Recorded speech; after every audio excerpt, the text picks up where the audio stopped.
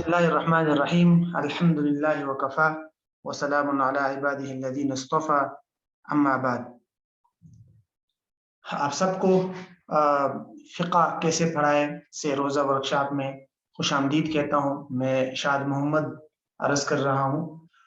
अल Hasan academy एक online तालीम का एक इदारा है और इस इदारे के सिलसिले में हम अल्हम्दुलिल्लाह छोटे बड़े कई कोर्सेज़ कराते हैं और तकरीबन हम 16 मुख्तलिफ उलूम के जो बड़े कोर्सेज़ हैं वो हम कर चुके हैं। उसूली फ़िक़्ह 3 बार कर चुके हैं हम 3-3 माह का। इसी तरह उसूली हदीस का कोर्स कर चुके हैं 2 माह का। फ़िक़्हुल मामलात अल मालिया इस्लामिक फ़ाइनेंस पे 4 महीने का कोर्स 2 बार हो चुका है। इसी तरह उसूली तफ़सीर का हो चुका है 2 महीने का। तो मुख्तलिफ क़वाइद फ़िक़हिया, उसूली इफ्ता, अभी मक़ासिद शरीयत भी जारी है, तो मुख्तलिफ बड़े कोर्सेज़ भी होते रहे हैं। इसके अलावा छोटे वर्कशॉप्स जो हैं वो मुख्तलिफ मुख्तसर से वो भी हमने करवाए हैं। इस सिलसिले में फ़िक़ही मक़ाला निगारी का तरीक़ाकार वो हमने जो है वो कोर्स कराया है और इसी तरह अभी जो है गुज़िश्ता दिनों हमने एक और कोर्स भी कराया, वर्कशॉप कराया। तो मुख्तलिफ मौक़े पर छोटे-मोटे वर्कशॉप जो है होती रहती हैं। आज जो मुख्तसर सी वर्कशॉप है वो है फ़िक़्ह कैसे पढ़ाएँ, तरीक़ाकार और मुआवन कुतुब। इस सिलसिले में अहले इल्म तो जानते हैं, बड़े हज़रात जानते हैं कि फ़िक़्ह कैसे पढ़ाई जाती है। लेकिन ये है कि कुछ हज़रात ऐसे होते हैं जो वक़्तन-फ़वक़्तन पूछते रहते हैं कि फ़िक़ही कुतुब की तदरीस कैसे की जाए। अगरचे ये वर्कशॉप ख़ासकर मुअल्लिमीन और टीचर्स के लिए है, लेकिन ये है कि इससे फ़िक़्ह के तालिब इल्म भी इस्तिफ़ादा कर सकते हैं ताकि उनको अहम सोर्सेज़ और मआख़िज़ का पता चल जाएगा और इस मनहज और तरीक़ाकार का भी कुछ न कुछ पता उनको चल जाएगा। तो बहरहाल इस वर्कशॉप का हम आगाज़ करते हैं। आज इस वर्कशॉप की जो है पहली क्लास है। तो सबसे पहले हम तरतीब के साथ इसके इंशाअल्लाह आगाज़ करते हैं। तो पहले तो हम इसके उन्वानात देख लेते हैं कि बुनियादी तौर पर इस वर्कशॉप में हमारे मौज़ूई बहस निकात या सब्जेक्ट्स जो है बुनियादी बातें वो कौन-कौन सी होगी। तो ये तकरीबन 5 बातें हैं, इन्हीं के इर्द-गिर्द हमारी सारी तफ़सील मुनहसर होगी और इन्हीं बातों के इर्द-गिर्द हमारी सारी तफ़सील रहेगी। सबसे पहले तो मौज़ू का मुख्तसर सा तारुफ़, ये तो बिल्कुल एक छोटी-सी बात है। दूसरी बात और तीसरी बात जो इस पूरी वर्कशॉप के लिए मग़ज़ की हैसियत रखती है, वो दूसरी और तीसरी बात है। यानी तदरीसी फ़िक़्ह का पहला मरहला, जिसको मैंने मबादियात या तमहीद का नाम दिया है, और तदरीसी फ़िक़्ह का दूसरा मरहला, जिसको मुहतवयात या असल बहस आप कह सकते हैं। ये 2 बहुत अहम चीज़ें हैं। फिर इसी तरह चौथा नुक्ता हमारा आएगा दरसी कुतुब की तदरीस। हमारे दरस निज़ामी में मुख्तलिफ फ़िक़ही किताबें हैं, तो उनकी तदरीस के हवाले से अगरचे ये पहले दोनों मराहिल को आप दरसी कुतुब पर मुंतबिक कर सकते हैं, फिट कर सकते हैं, लेकिन ये है कि दरसी कुतुब के लिए अलग से कुछ 2-2, 3-3 बातें अहम हर किताब से मुताल्लिक़ आपके सामने अर्ज़ कर दी जाएगी, वरना तो उसूलन यही तरीक़ाकार होगा, ये पहला मरहला और दूसरा मरहला। हाँ, तफ़सील और इख्तिसार में फिर फ़र्क होता है। आखिर में फिर 2-3 उमूमी हिदायत होगी, एक उमूमी हिदायत समझ लीजिए इसको। तो ये है बुनियादी तौर पर इस मुकम्मल वर्कशॉप का एक मुख्तसर सा खाका। अब हम तरतीब के साथ इन्हीं 5 मौज़ूआत को एक-एक करके आपके सामने बयान करेंगे। सबसे पहले तो हम देख लेते हैं कि मौज़ू का मुख्तसर सा तारुफ़। मौज़ू का मुख्तसर सा तारुफ़। 3 छोटी-छोटी बातें हैं, वो इससे मुताल्लिक़ आप समझ लीजिए। चूँकि हमारी वर्कशॉप का असल मौज़ू है फ़िक़्ह या फ़िक़्ह की तदरीस का तरीक़ाकार, तो उसके लिए फ़िक़्ह का पस मंज़र समझना ज़रूरी है। फ़िक़्ह की लुग़वी, इस्तिलाही तारीफ़ वग़ैरह-वग़ैरह उन चीज़ों में हम नहीं पढ़ेंगे क्योंकि हम कोई फ़िक़्ह का कोर्स नहीं कर रहे हैं। तो इसलिए बस सिर्फ़ एक बैकग्राउंड सा, मुख्तसर सा पस मंज़र समझना है। वो ये कि फ़िक़्ह का जो लफ्ज़ है ये फ़हम का माना है, आपको पता है गहरे फ़हम को कहते हैं फ़िक़्ह। और बुनियादी तौर पर قرآن اور حدیث کی شکل میں ہمارے پاس نصوص موجود ہے، جن کو ہم نصوص کہتے ہیں، آیات اور احادیث، ٹھیک ہے؟ ان نصوص کے مقاصد کو بیان کر کے ان مقاصد کو انسانوں کی عملی زندگی پر تطبیق دینا اور انسانوں کی عملی زندگی کے لیے اس سے رہنمائی لینا، یہی فقہ ہے۔ یہی کیا ہے؟ فقہ ہے۔ مثال کے طور پر اقیم الصلاۃ قرآن مجید کی ایک آیت یا نص ہے، اقیم الصلاۃ، ٹھیک ہے؟ اب اس اقیم الصلاۃ کے مقصد کو پہچاننا ہے، وہ ہے نماز پڑھنا، اور پھر اس کے پیچھے تفصیلات کو دیکھنا ہے کہ نماز کس کو کہتے ہیں، نماز کے ارکان کیا ہے، نماز کے فرائض اور واجبات کیا ہے، اور اس کو آپ ایک انسان کی عملی زندگی پر فٹ کرے کہ یوں آپ نے نماز پڑھنی ہے۔ تو یہ جو آپ نے پوری ڈیٹیل آپ نے نکال کے انسان کے عمل پر اس کو فٹ کر دیا، اس کو کہتے ہیں فقہ، ٹھیک ہے؟ تو بنیادی طور پر یہ سمجھ لینا چاہیے کہ فقہ کس کو کہتے ہیں، جس کو عمومی طور پر ہمارے ہاں احکام شرعیہ عملیہ کا نام دیا جاتا ہے، یعنی وہ شرعی احکامات جن کا تعلق انسان کے عمل کے ساتھ ہے۔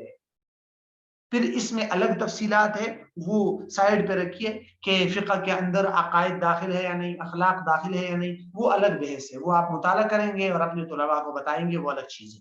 تو یہ پس منظر آپ کے ذہن میں پہلا نقطہ یہ ذہن میں رکھنا چاہیے۔ دوسرا نقطہ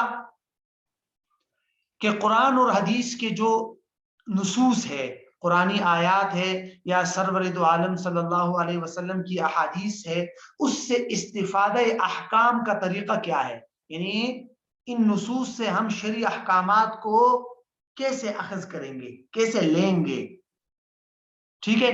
تو اس بارے میں اگر آپ غور کریں گے تو اہل علم کے دو بڑے بڑے گروپ یا دو بڑی بڑی آراء پائی جاتی ہیں۔ پہلی رائے کہ نصوص کے ظاہری الفاظ پر اکتفا کیا جائے، جو حدیث کا ظاہری ترجمہ ہے، جو آیت کا ظاہری ترجمہ ہے، بس اسی پر عمل کرنا ہے، اس میں مزید غور و فکر کر کے نئے نئے مسائل کا استخراج نہ کیا جائے کہ جن کا ظاہری طور پر اس آیت کے ساتھ کوئی تعلق نہ ہو۔ مثلا قرآن کے اندر آیا ہے ربا حرام ہے، بس سود حرام ہے، ختم۔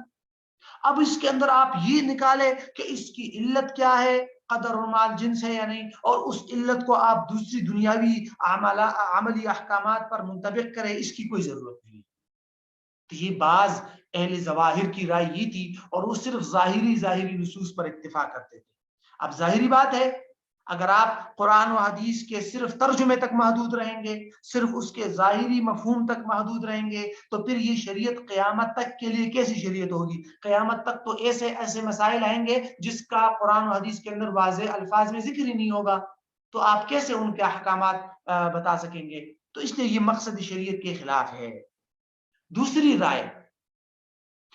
رائے جو جمہور علماء نے اختیار کی، وہ کیا ہے کہ نصوص ہمارے پاس محدود ہے، قرآنی آیات بھی محدود ہے، احادیث بھی محدود ہے، تو ان محدود نصوص سے لامحدود مسائل کو دریافت کیا جائے، ٹھیک ہے؟ نصوص کے مفاہیم کو لے کر اس سے نئے نئے مسائل کا استخراج کیا جائے، علت کی بنیاد پر، اور اس طرح اجتہاد کر کے۔ اس کو عام جمہور علماء نے اختیار کیا۔ مثلا ربا کو اگر شریعت نے حرام قرار دیا ہے تو اس کی بنیادی ریزن اور علت کیا ہے؟ شراب کو اگر شریعت نے حرام قرار دیا ہے تو اس کی بنیادی علت مثال کے طور پر نشہ ہے۔ اب اس دنیا میں قیامت تک کے لیے جو بھی نشہ آور چیز آئے گی جس میں شراب کی طرح نشہ ہوگا، وہ حرام ہوگی۔ یہ اس دوسری رائے والوں نے کیا کر دیا؟ قیامت تک کے لیے یہ مسائل کو شراب والے حکم سے نکال دیا۔ تو ایک محدود آیات سے یا محدود نصوص سے غیر محدود مسائل کا استخراج کرنا، نکالنا، یہ دوسرے علماء نے یہ رائے اختیار کر دی۔ اب اس کے اندر عام جمہور علماء کی رائے یہی ہے کہ قرآن اور حدیث کے جو محدود نصوص ہے اس سے لامحدود مسائل کو دریافت کیا جائے۔ اس کے لیے پھر اجتہاد کی ضرورت پڑتی ہے، ظاہری بات ہے، اور اجتہاد میں پھر اختلاف ہو جاتا ہے۔ ممکن ہے نا کہ ایک آیت کے سمجھنے میں علماء کی رائے الگ ہو گئی، حدیث کے سمجھنے میں علماء کی رائے الگ ہو گئی، تو اختلاف ہو گیا۔ اس طرح اختلاف وجود میں آتے آتے ایک بڑا ذخیرہ ہمارے پاس جمع ہو گیا جو فقہ کہلاتا ہے، اور مشہور جو علماء اس دوسرے اوپینین والے یا دوسری رائے والے جو علماء تھے، ان میں سے مشہور جو تھے وہ 4 ائمہ تھے، امام شافعی رحمہ اللہ، امام مالک رحمہ اللہ، امام ابو حنیفہ رحمہ اللہ، امام احمد رحمہ اللہ، اور ان کو ایسے شاگرد بھی ملے کہ انہوں نے ان کی فقہ کو بعد کی دنیا تک پہنچایا، تو اب وہی فقہ مشہور ہو گئی، لہٰذا ائمہ اربعہ کی فقہ اسی لیے زیادہ مشہور ہے۔ ٹھیک ہے، تو خلاصہ ہمارے پاس یہی نکل آیا کہ یہاں سے لے کر یہاں تک کیسے پہنچے ہیں کہ نصوص کے اندر غور و فکر کر کے جب مسائل نکالے جاتے ہیں تو لازمی بات ہے کہ اس میں اختلاف ہوگا، اور اس طرح مختلف 4 فقہ ہمارے سامنے آ گئی، فقہ حنفی، شافعی، مالکی اور فقہ حنبلی۔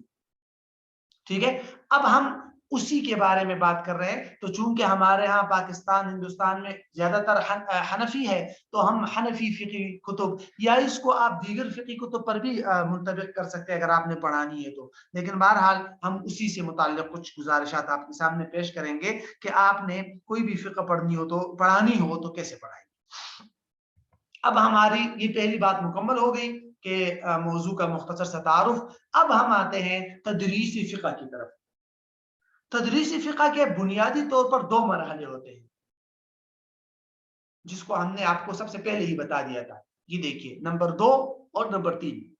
تدریسی فقہ کے بنیادی طور پر 2 مرحلے ہوتے ہیں۔ پہلا مرحلہ ہوتا ہے جس کو آپ مبادیات یا تمہید کہہ سکتے ہیں، مبادیات، تمہیدات یعنی ابتدائی تمہیدی باتیں، اور دوسرا مرحلہ جو اصل محتویات اور اصل بحث سے متعلق ہوتی ہے کہ آپ نے اصل موضوع کیسے پڑھانا ہے۔ ٹھیک ہے، دوسرا مرحلہ، تو انہی دونوں مرحلوں کا مجموعہ جو ہے وہ ہے فقہ پڑھانے کا، یعنی ایک پورا منہج، اس سے آپ کو سمجھ آ جائے گا۔ تو ہم سب سے پہلے تو پہلا مرحلہ دیکھتے ہیں، اور اس سے متعلق آپ کو کن کن کتابوں سے معاونت لینی چاہیے ان کی کتب کا تذکرہ کر دیں گے۔ اگرچہ یہ دونوں مراحل اور ان کچھ تفصیلی ہے، اور ان دونوں مراحل کا حق ادا کرنا کوئی آسان کام نہیں ہے، اس کے لیے آپ کو بڑا لمبا مطالعہ کرنا پڑے گا، لیکن اگر نہیں کریں گے تو فقہ پڑھانے کا حق بھی ادا نہیں ہو پائے گا۔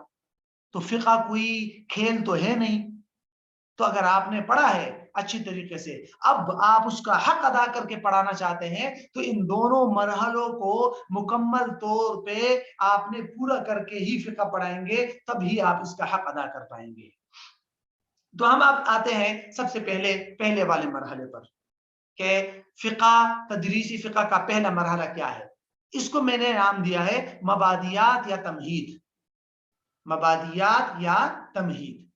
دیکھیے، فقہ شروع کرنے سے پہلے آپ نے جہاں پر بھی فقہ کو پڑھایا ہو، ٹھیک ہے، تو پڑھانا ہو جہاں آپ نے فقہ پڑھانی ہے، ٹھیک ہے، کوئی کتاب پڑھانی ہے متعین، یا آپ نے ایک عام موضوع پڑھانا ہے بس، یعنی مکمل آپ نے ہدایہ پڑھانی ہے، یا آپ نے مکمل کنز الدقائق پڑھانی ہے، یا آپ نے عام فقہ کا کوئی ایک باب پڑھانا ہے، مثال کے طور پر آپ نے صرف طہارت کو پڑھانا ہے، یا جو ہے کوئی اور فقہ کا موضوع پڑھانا ہے، تو اس سے پہلے آپ نے بنیادی طور پر، تمہیدی طور پر یہ چند باتیں پڑھانی ہے، اور اس کا خود بھی مطالعہ کر کے اور اس کی بنیادی اور ضروری باتیں شاگردوں کو بھی بتانی ہے۔ یہ الگ بات ہے کہ اگر آپ کے شاگرد یا آپ کے سامنے بیٹھنے والے لوگ ابتدائی ہے، مبتدئین ہیں، جیسے ہمارے ہاں مدارس میں درجہ اولا، ثانیہ، ثالثہ تک کے لوگ ہوتے ہیں، رابعہ والے کچھ نہ کچھ متوسطات یا وسطانی تک پہنچ جاتے ہیں، لیکن ثالثہ تک عمومی طور پر وہ مبتدئین ہوتے ہیں۔ تو ان کے سامنے اگر آپ نے یہ باتیں بتانی ہے تو آپ نے اختصار سے کام لینا ہے۔ اپنے استفادے کے لیے تو جتنی تفصیلی ہو سکے آپ مطالعہ کریں، نوٹس بنائیں، لیکن شاگردوں کو بالکل اختصاراً یہ چیزیں بتائیں۔ اور اگر وسطانی یا فوقانی درجات کے طلباء، طالبات ہے اور یا طلباء ہے رابعہ کے، خامسہ کے، سادسہ کے، تو ان کو پوری تفصیل کے ساتھ یہ چیزیں پڑھائیں، اگرچہ اس پر 2 ہفتے لگ جائے، 3 ہفتے لگ جائے، ٹھیک ہے، لیکن آپ نے اس کی پوری ڈیٹیل ان کو بتانی ہے، تب ہی فقہ کا جو ہے پورا حق ادا ہوتا ہے۔ ہمارے ہاں ہوتا کیا ہے کہ ایک عالم پورے کے پورے دور حدیث تک جو ہے وہ 7 سال تک فقہ پڑھتا آ رہا ہے. درجہ اولا میں نور الہجا وغیرہ پڑھ لیتا ہے, یا فقہ میسر, درجہ ثانیہ میں مختصر قدوری, ثالثہ میں کنز الدقائق, رابعہ میں شرح الوقایہ, خامسہ میں سے لے کر سابعہ تک الہدایہ پڑھ لیتا ہے. لیکن جب وہ در حدیث سے فارغ ہوتا ہے تو ان کو ان مبادیات کا علم نہیں ہوتا. اندر سے آپ کو عبارت پڑھ کے سنا دیں گے, مسئلہ سمجھا دیں گے, لیکن یہ بنیادی ابتدائی جو مبادیات ہے ان کا ان کو علم نہیں ہوتا. تو اس لیے یہ چیزیں ضروری ہے, ابتدائی درجات میں اختصار کے ساتھ اور باقی درجات میں پوری ڈیٹیل کے ساتھ, پوری باریک بینی کے ساتھ یہ چیزیں پڑھائیں. اگر آپ ان چیزوں میں کوئی اور نقطہ اضافہ کرنا چاہے تو کر سکتے ہیں, لیکن جن چیزوں کو میں اپنے طور پہ ضروری سمجھتا ہوں, ممکن ہے اگر آپ کا مجھ سے زیادہ تجربہ ہو تو آپ ان میں کچھ چیزیں بڑھا بھی سکتے ہیں, اضافہ بھی کر سکتے ہیں. ٹھیک ہے, سامنے شاگردوں کو دیکھ کر, وقت کا لحاظ رکھ کے, اگر آپ ان میں بھی کسی چیزوں کا اضافہ کرنا چاہیں تو کر سکتے ہیں, کوئی مسئلہ نہیں. بہرحال تو مبادیات میں یہ چیزیں شامل ہے. یہ بنیادی طور پر 7 چیزیں ہیں. سب سے پہلے ہے فقہ کی تعریف اور قیود کی توضیح, یعنی فقہ کی تعریف کے اندر جو قیودات آتی ہے ان کی وضاحت. آگے میں ڈیٹیل کے ساتھ ہر ایک نقطے کی بتاؤں گا. نمبر 2, فقہ اسلامی کی امتیازی خصوصیات. فقہ اسلامی کی نشو و نما, تدوین, ارتقائی مراحل, اس کو آپ تاریخ کہہ سکتے ہیں, تاریخ فقہ اسلامی. ٹھیک. نمبر 4, فقہا اور مسائل کے طبقات کا تعارف.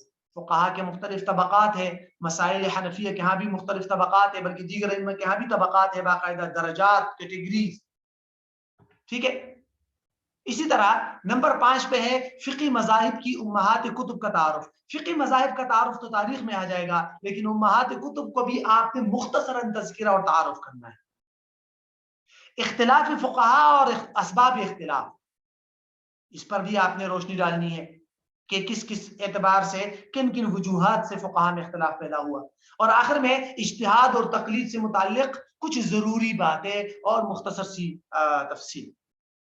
تو اب ہم ترتیب کے ساتھ ان چیزوں کو دیکھتے ہیں. یہ ساری کی ساری مبادیات ہیں. کوئی بھی فقی کتاب یا فقی موضوع شروع کرنے سے پہلے آپ نے ابتدائی طور پر ان چیزوں کا مختصر تعارف یا تفصیلی تعارف جو بھی ہے وقت اور سامعین کو مد نظر رکھ کر ان کو پڑھانا ہے, ان چیزوں کو.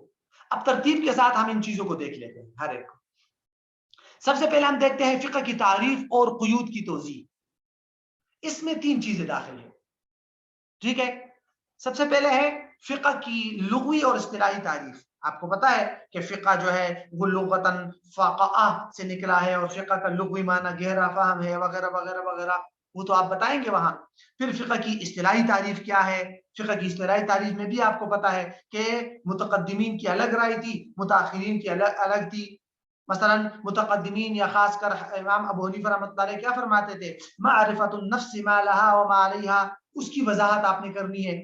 پھر لیکن بعد کے علماء نے کیا کہا, العلم بالاحکام الشرعیہ العملیہ المستنبطہ یا المکتسبہ من ادلتها التفصیلیہ, جو بھی ہے فقہ کی اصطلاحی تعریف. یہ فرق بھی آپ نے بتانا ہے کہ بھائی صاحب یہ جو قدیم فقہا یہ تعریف کیوں کرتے تھے اور بعد کے فقہا یہ دوسری تعریف کیوں کرتے ہیں. کیونکہ پہلے عقائد اور اخلاق بھی فقہ میں داخل تھے, بعد میں عقائد اور اخلاق الگ فن بن گئے, علم الکلام اور علم التصوف کے نام سے. تو بعد کے علماء نے الگ تعریف کیوں اختیار کی, یہ بات بھی آپ نے ڈیٹیل میں پڑھانی ہے. ٹھیک ہے, لغوی اصطلاحی تعریف والی بات میں. دوسری بات قیود کی توضیح, یہ ہے نا قیود کی توضیح. تو فقہ کی تعریف کے اندر مختلف قیود آتے ہیں نا, خاص کر 2 قیود بڑے اہم ہیں. دیکھیے فقہ کی تعریف کیا ہے, العلم بالاحکام الشرعیہ العملیہ, احکام شرعیہ عملیہ, ایک پوائنٹ یہ ہے.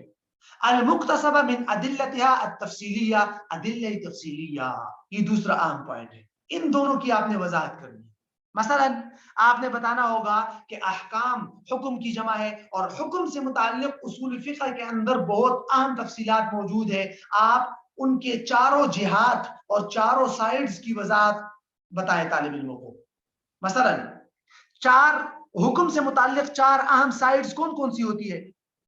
حاکم یعنی اللہ تعالیٰ کی ذات, حاکم جس کو کہتے ہیں نا, اللہ تعالیٰ کی ذات سے متعلق جو ضروری تفصیلات. نمبر 2 نفس حکم, کہ حکم کی لغوی اصطلاحی تعریف کیا ہے, ہاں حکم کی کتنی اقسام ہیں آپ نے پڑھی ہوگی اصول فقہ میں، حکم تکلیفی، حکم وضعی، پھر حکم تکلیفی کی کتنی قسمیں ہیں، فرض، واجب، مستحب، خلاف اولا، حرام، مکروہ تحریمی، مکروہ تنزیہی، ان ساری ڈیٹیل حکم اور حکم کی اقسام سارا۔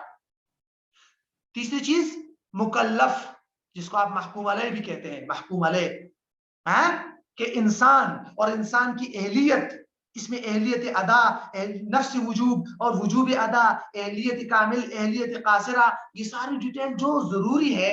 یعنی خلاصہ یہ ہے اس دوسری بات کا کہ حکم سے متعلق اصول فقہ کی کتابوں میں جو چار عام باتیں ہوتی ہے، نفس حکم، حاکم، محکوم علیہ، محکوم فی، ان کی ڈیٹیل آپ نے بتانی ہے۔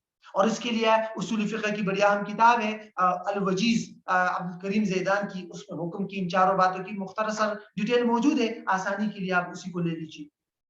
اچھا جی، فقہ کی تاریخ میں دوسری اور آخری قید کون سی تھی؟ المقتصبہ من ادلتها التفصیلیہ، ادلہ تفصیلیہ، ان کو آپ نے بتانا ہے کہ ادلہ تفصیلیہ سے کیا مراد ہے۔ ان کو آپ نے بتانا ہے کہ ادلہ تفصیلیہ دو قسم کی ہوتی ہے، ایک اتفاقی دلائل، وہ چار ہے، قرآن، سنت، اجماع اور قیاس، ٹھیک ہے، چار اتفاقی دلائل۔ اسی طرح آپ کو ان کو یہ بھی بتانا ہے کہ کچھ دلائل اختلافی ہے، کچھ دلائل کیا ہے، اختلافی ہے، مثلا سد ذرائع، استحسان، عرف، اسی طرح مصالح مرسلہ، شرائع من قبلنا وغیرہ وغیرہ، وہ جو ہے تو ان کی آپ نے مختصر وضاحت کرنی ہے، ایک کلاس کے اندر ہو جاتا ہے یہ سارا کچھ۔ تو اس کی ضروری تفصیل آپ نے بتانی ہے کہ سد ذرائع کی لغوی کیا معنی ہے، اصطلاحی کیا معنی ہے، اس بارے میں علماء کی کیا رائے ہے، مختصر۔ پھر عرف کس کو کہتے ہیں، عرف کی اقسام کیا ہے، وغیرہ وغیرہ، ضروری وضاحت۔ اور طرق استدلال، اس کی بھی مختصر وضاحت ہو جائے تو اچھا ہے۔ مثلا طرق استدلال وہ جو 20 قسمیں ہیں جس کو قواعد لغویہ بھی کہتے ہیں، خاص، عام، مشترک، مؤول، ٹھیک ہے، یعنی ادلہ تفصیلی سے جب اخذ مسائل کیا جاتا ہے تو وہاں ان طرق سے یعنی کہ استفادہ کیا جاتا ہے نا، خاص، عام، مشترک، مؤول، پھر اسی طرح حقیقت، مجاز، صریح، کنایہ، ظاہر، نص، مفسر، محکم، خفی، مشکل، مجمل، متشابہ، عبارت، نص، اشارت، نص، وغیرہ وغیرہ، ان کی مختصر وضاحت۔ ضروری نہیں ہے کہ آپ ڈیٹیل میں جائیں، پوری اصول فقہ نہ پڑھیں۔ تو یہ ساری ڈیٹیل ہو جائے گی پہلے نقطے کی کہ فقہ کی تعریف اور ان کے اندر قیود کی توضیح یا وضاحت، تو یہ اس سے آپ کی پہلی بات مکمل ہو جائے گی۔ دوسری بات کی طرف آئیے، فقہ اسلامی کی امتیازی خصوصیات، کہ فقہ اسلامی کی اہم اور بنیادی خصوصیات کیا ہے کہ یہ ایک زندہ قانون ہے، یعنی قیامت تک کے لیے یہ مسائل کو یعنی کہ انسان کی عملی رہنمائی کرتا ہے، آزاد قانون ہے، ایسا نہیں ہے کہ بس صرف ایک زمانے تک محدود ہو یا نصوص شریعت تک محدود ہے، جو کچھ نص میں آیا بس، نہیں، ان نصوص سے آپ غیر محدود مسائل کا استنباط کر سکتے ہیں۔ جامعیت، کہ بھئی انسان کے شعبۂ زندگی کے ہر شعبے سے متعلق فقہ کے اندر رہنمائی موجود ہے، وغیرہ وغیرہ، اس کی ڈیٹیل آپ پڑھیں گے نا، مطالعہ کریں گے، یہاں تو میں صرف اشارہ کر رہا ہوں، یہ بھی کافی تھا صرف کہ امتیازی خصوصیات، آگے آپ نے خود تلاش کرنا ہے وہ کون کون سی ہیں، میں نے یہاں مثال کے ساتھ آپ کو بتا دیا، صرف یہ مثالیں ہیں۔ اعتدال اور توازن، کہ فقہ اسلامی میں نہ زیادہ سختی ہے نہ حد سے زیادہ نرمی ہے، بلکہ اعتدال، توازن۔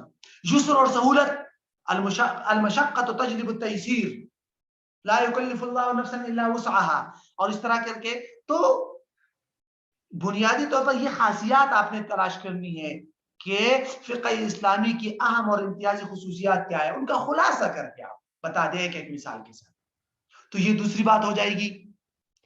تیسری بات کی طرف آئیے، فقہ اسلامی کی تاریخ، یا آپ یوں بھی کہہ سکتے ہیں کہ فقہ اسلامی کی نشو و نما، تدوین، ارتقائی مراحل وغیرہ، یعنی آپ نے دیکھا ہوگا کہ علماء فقہ اسلامی کو مختلف ادوار میں تقسیم کرتے ہیں، خاص کر یہ دیکھیے پہلے صحابہ کا دور، پھر تابعین کے دور میں فقہ کیسی تھی، اور بڑے بڑے فقہاء کون سے تھے، آپ نے دیکھا ہوگا فقہاء سبعہ من الصحابہ، فقہاء سبعہ من التابعین، مشہور فقہاء، ان کا مختصر نام آ جائے، ٹھیک ہے، پھر تبع تابعین کے دور میں فقہ، اور یہی تبع تابعین کے اینڈ میں آپ سمجھ جائیے، بلکہ یہ الگ دور نہیں ہے فقی مسالک کا ظہور، یہ تو تابعین کے زمانے سے ہی شروع ہو گیا تھا، امام صاحب کو تابعین میں شمار کیا جاتا ہے، تو وہی سے فقہ، لیکن باقاعدہ ظہور تبع تابعین کے زمانے کے آخر میں باقاعدہ مختلف فقہ سامنے آ گئی، اسکول آف تھاٹس، فقی مسالک، کہ بھئی وہ کون کون سے مشہور فقی مسالک ہے، ائمہ اربعہ تو ہے ہی ہے، اس کے علاوہ فقہ زیدیہ، فقہ جعفریہ، فقہ ظاہریہ وغیرہ وغیرہ، ان کے مختصر وضاحت ہو جائے، بہرحال لیکن تاریخ آپ نے دیکھنی ہے، اس کے لیے یہ 3 کتابیں بڑی اہم ہیں۔ شیخ ابو زہرہ کی کتاب ہے تاریخ المذاہب الاسلامیہ، بہت مزیدار کتاب ہے، بلکہ شیخ ابو زہرہ کی فقہ، اصول فقہ پر تمام کتابیں دیکھنی چاہیے۔ اسی طرح شیخ حضری رحمہ اللہ کی کتاب ہے تاریخ التشریع الاسلامی، اس کا اردو ترجمہ بھی موجود ہے۔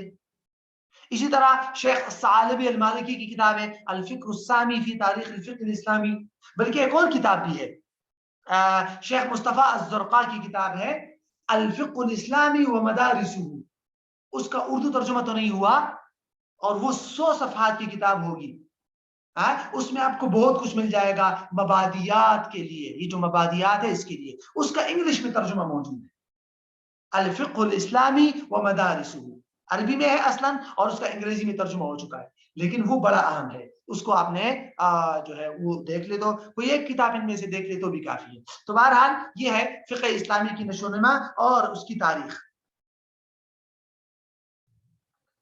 اچھا، اب یہاں سے یہ ایک اور نقطہ ہے کہ فقہا اور مسائل کے طبقات، آپ نے دیکھا ہوگا کہ فقہا اپنے یعنی اپنی کتابوں میں فقہا کے مختلف طبقات اور درجات ذکر کرتے ہیں، مثلا مجتہد مطلق، مجتہد منتصب، اسی طرح مجتہد فی المذہب، اسی طرح مختلف طبقات ہیں، خاص کر حنفیہ کے ہاں جو 7 طبقات مشہور ہیں، تو کون کون سے طبقہ ہے، کس طبقے سے کیا مراد ہے، اور کس طبقے کے تحت کون سے فقہا آتے ہیں۔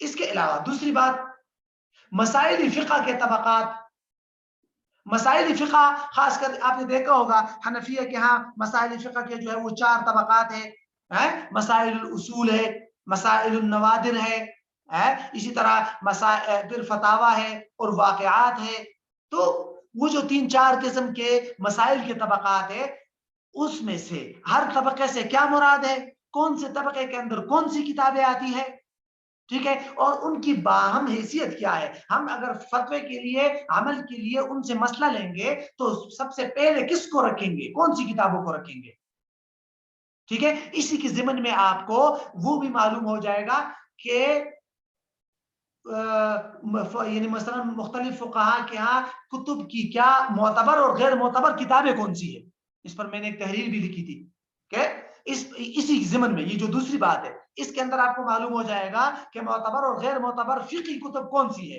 اور کسی بھی کتاب کے غیر معتبر ہونے کی کیا ریزن ہے، وجوہات کیا ہے، کہ اس میں زیادہ اختصار ہے یا وہ غیر معتبر اقوال نقل کرتا ہے یا کیا کرتا ہے، سورس سے نقل نہیں کرتا، کیا وجوہات ہے، تو وہ ساری باتیں آپ کو اس سے معلوم ہو جائے گی۔ ان دونوں باتوں کے لیے آپ نے کون سی کتابیں دیکھنی ہے، ان دونوں باتوں کے لیے فقہا کے طبقات اور مسائل کے طبقات، اس کے لیے آپ نے 2 قسم کی کتابوں کو دیکھنا ہے۔ نمبر 1 اصول افتاء کی کتابیں، خاص کر استاد محترم حضرت شیخ تقی عثمانی صاحب کی جو کتاب ہے اصول افتاء و آدابہ، عربی میں یہ اس کا اردو ترجمہ بھی موجود ہے، اس کے اندر اس کی پوری ڈیٹیل موجود ہے، فقہا کے طبقات، مسائلی طبقات اور اسباب ضعف کتب، کہ بھئی کتابوں کے غیر معتبر ہونے کے کیا بنیادی اسباب ہیں، ان کا بھی وہاں ڈیٹیل، ان کی بھی ڈیٹیل موجود ہے، معتبر کتابیں کون سی ہیں اس کی بھی ڈیٹیل موجود ہے، ٹھیک ہے۔ اسی طرح آپ شرح عقود رسم المفتی کو بھی دیکھ سکتے ہیں، اور تاریخ فقہ کی کتب جو ہے یعنی جو پیچھے ہم نے پڑھی، ان میں بھی آپ کو کچھ نہ کچھ فقہا کے طبقات کا تذکرہ مل جائے گا، یہ جو ابھی ہم نے پیچھے پڑھی۔ تو فقہ کی جو تاریخ پر جو کتابیں لکھی گئی ہے وہ، یا اصول افتاء پر جو کتابیں لکھی گئی ہے ان سے آپ نے یہ 2 چیزیں لینی ہوگی، ٹھیک ہے۔ تو یہ تو ہو گیا بنیادی طور پر یہ فقہا اور مسائل کے طبقات، ٹھیک ہے۔ اچھا، آگے یہاں سے یہ ہمارا الگ نقطہ شروع ہو رہا ہے فقہ مذاہب کی امہات کتب کا تعارف، ٹھیک ہے، اس کو بھی دیکھ لیں آپ مختصراً کہ آپ نے بتانا ہے، یعنی خاص کر آپ نے 5 چیزیں ضرور بتانی ہے اس حوالے سے۔ فقہ حنفی کی کتابیں اہم ان کے نام وغیرہ، مصنفین کے نام وغیرہ، کم از کم نام تو بتانا ضروری ہے۔ مثال کے طور پر المبسوط علامہ سرخسی والی، بدائع الصنائع کا پورا نام، علامہ کاسانی کون تھے وغیرہ، مختصراً 3 4 لائن میں۔ الہدایہ کی ایسی کتاب ہے، بحر الرائق ہے، فتاوی ہندیہ، رد المحتاج، یعنی مثال نہیں، میں نے مثال کے طور پر صرف 6 لکھے۔ اسی طرح آپ نے فقہ مالکی کی عام کتابیں ان کو بتانی ہے، تاکہ کل کو اگر ان کو دیگر فقہا کی آراء کو دیکھنا ہے تو وہ ان کی معتبر کتابوں میں دیکھے۔ ٹھیک ہے، تبصرۃ الحکام بڑی اہم کتاب ہے فقہ مالکیہ کی، ذخیرہ ہے، الکافی ہے، ٹھیک ہے، مواہب الجلیل ہے، المدونۃ الکبریٰ خود امام مالک کی اہم کتاب ہے، مقدمات ہے۔ تو یہ تو میں نے صرف آپ کو یہ لکھ دیا، کم از کم اتنا نہیں بتا دے تو بھی کافی ہے۔ علامہ ابن رشد والی المقدمات۔ فقہ شافعی کی اہم کتابیں آپ بتائیں، امام شافعی کی کتاب الام ہے، علامہ سیوطی کی الحاوی ہے، علامہ نووی کی شرح المہذب ہے، علامہ رملی کی نہایت المحتاج ہے، علامہ مزنی کی مغنی المحتاج ہے، شرح المنہاج ہے۔ اسی طرح فقہ حنبلی کی اہم کتابیں آپ بتائیں، علامہ ابن قدامہ کی روضۃ الناظر، اور علامہ ابن قدامہ ہی کی یہ جو ہے کیا نام ہے، المغنی، جو بڑی اہم کتاب ہے المغنی، عمومی طور پر بھی اس سے استفادہ کرنا چاہیے۔ کشاف القناع، التمہید ہے، حلیۃ العلماء ہے، مجموع الفتاوی علامہ ابن تیمیہ رحمہ اللہ کی۔ تو بہرحال یہ فقہ حنبلی کی کتابیں آپ ان کو بتا سکتے ہیں۔ اچھا، اس کے ساتھ ساتھ آپ نے ایک اور چیز بتانی ہے، جو میں آپ کو 5ویں چیز بتا رہا تھا۔ 4 چیزیں تو ہو گئی، چاروں ائمہ کی اہم کتابیں۔ 5ویں چیز آپ نے فقہ مقارن کا بتانا ہے۔ آپ نے ان کو بتانا ہے کہ فقہ مقارن کس کو کہتے ہیں، کہ جس میں مختلف فقہا کی آراء کو دلائل کے ساتھ جمع کیا گیا ہو، ایسی کتاب کو کہتے ہیں کہ یہ مقارن فقہ کی کتاب ہے۔ خاص کر ہدایہ ہو گئی، یہ جو کتابیں ہیں یہ بہت اہم ہیں فقہ مقارن کے لیے۔ مثلا بدایت المجتہد علامہ ابن رشد رحمہ اللہ کی بہت کمال کی کتاب ہے فقہ مقارن کے لیے، جس میں مختلف ائمہ کی آراء اور دلائل کو دیا گیا ہے۔ الفقہ الاسلامی وادلتہ معاصر کتاب ہے شیخ وہب الزحیلی کی۔ علامہ جزیری رحمہ اللہ کی بڑی اہم کتاب ہے فقہ مقارن پر، الفقہ المذاہب الاربعہ۔ اس طرح الفقہ الاسلامی المقارن، الفقہ المقارن، بلکہ ابھی جو الموسوعہ الفقہیہ الکویتیہ آیا ہے وہ تو آپ کو پتہ ہے تقریباً 40 سے 45 جلدوں میں، تو وہ آپ فقہ مقارن کے لیے دیکھ سکتے ہیں۔ تو فقہ مقارن کا مختصر سا تعارف اور فقہ مقارن کی اہم کتابوں کے بارے میں نام آپ نے بتانے ہیں، تاکہ ان کو پتہ چلے کہ بھئی فقہ کے کون سی جہات ہیں۔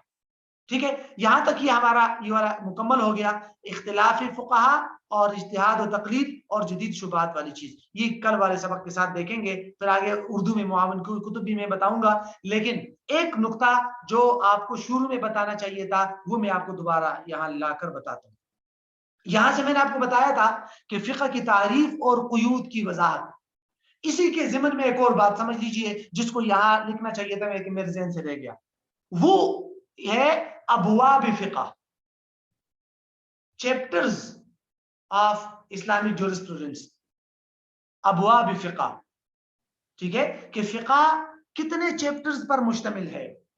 اس میں آپ نے دیکھا ہوگا کہ علماء مختلف تقسیمات کرتے ہیں، علامہ شامی اس کو 5 حصوں میں تقسیم کرتے ہیں، عبادات، معاملات، عقوبات، اسی طرح جو ہے کیا ہے پھر